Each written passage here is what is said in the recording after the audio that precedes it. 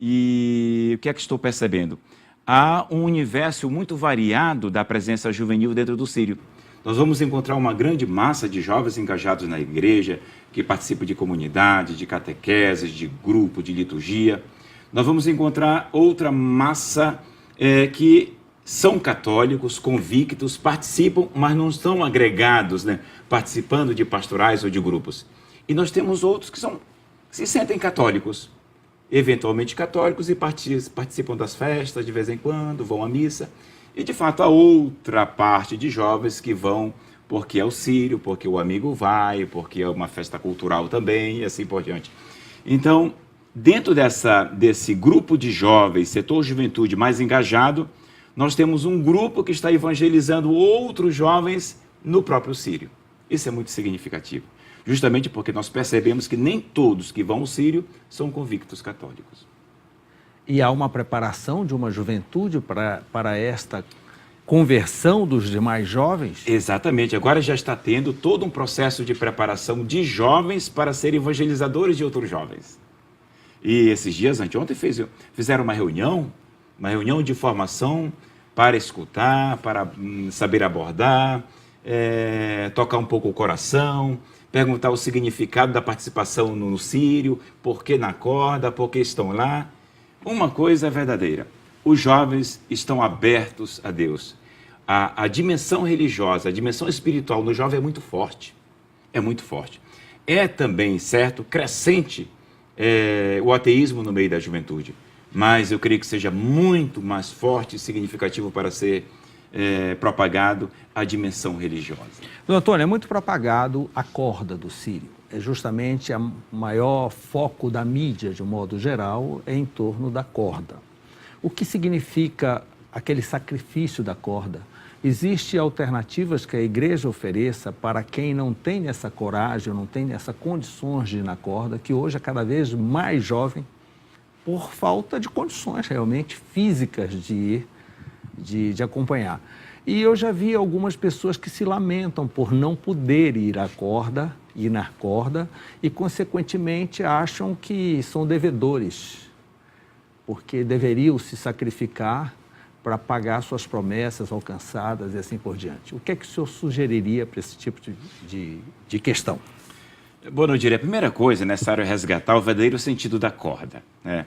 É claro que não vamos buscar do passado como começou, mas há um sentido muito significativo. A corda significa o vínculo com a mãe. É uma espécie de cordão umbilical, entende? Eu vejo isso, né? O povo agarrado, os jovens, quase como se quisesse dizer, o que vale não é esta corda física, o que vale é o vínculo que eu tenho com a minha mãe, o que vale é o vínculo que eu tenho com a fé, com a igreja, é o vínculo que eu tenho com o transcendente, com Deus. Então, esse aspecto simbólico é realmente muito significativo e conversando com eles, até com os adultos vão dizer a mesma coisa. A questão das promessas. De fato, nós temos que compreender que nem todo sacrifício agrada a Deus. Nós fazemos tantas vezes sacrifícios inúteis, né? Deus reprova sacrifícios inúteis. Por exemplo, Abraão queria sacrificar o seu filho. Nós podemos sacrificar tantas coisas inutilmente, até nos desgastar a saúde, nos desgastar psicologicamente. E ao longo do ano, o sacrifício mais bonito, mais profundo, que é a da caridade, nós não fazemos às vezes, né? Então eu diria, é necessário pensar qual é o sentido dessa promessa que eu estou fazendo. Posso contar um caso? Por exemplo, uma senhora mãe, há poucos dias, me mandou um e-mail dizendo: senhor bispo, eu quero lhe colocar um problema que eu estou sentindo. Eu tive uma gravidez muito complicada e fiz uma promessa à Nossa Senhora.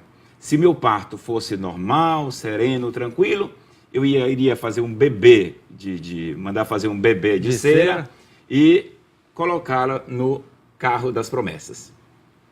E o meu bebê nasceu saudável, feliz, os médicos ficaram admirados, foi uma graça que eu alcancei. Agora eu pensei, se eu colocar esse boneco de cera lá, ele vai se perder, vão jogar fora, vão destruí-lo, mas eu não queria. O que é que eu posso fazer? Deu para entender? E sabe qual foi a promessa que eu disse?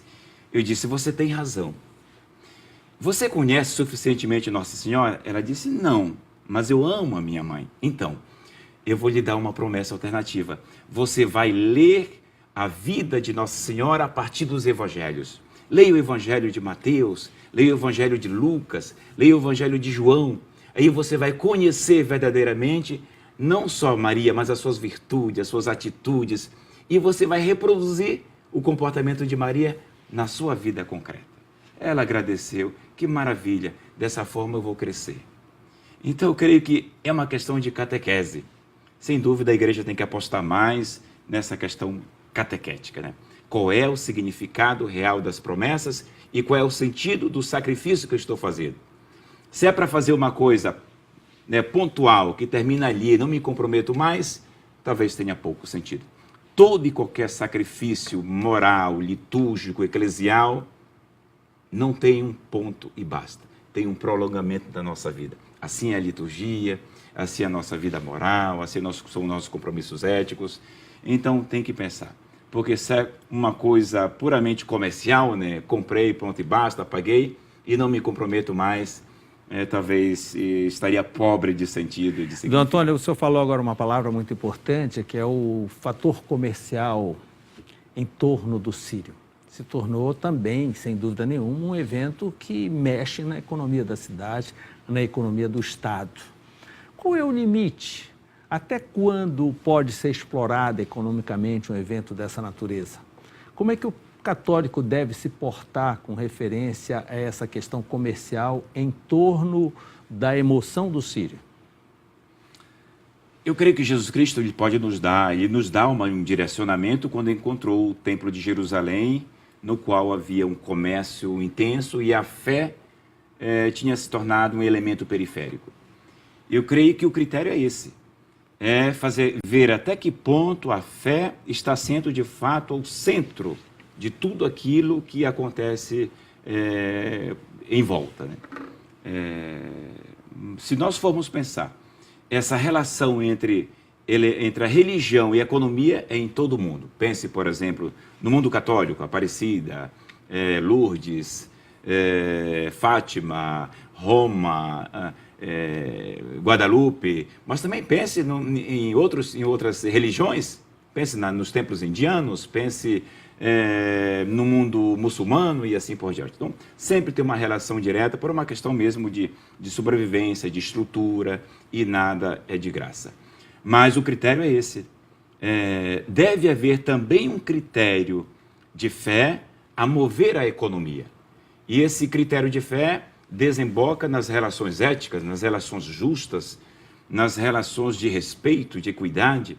Se o comércio, se a empresa aproveita as festas religiosas para explorar, o profeta Amós denuncia isso, aí nós estamos fora já.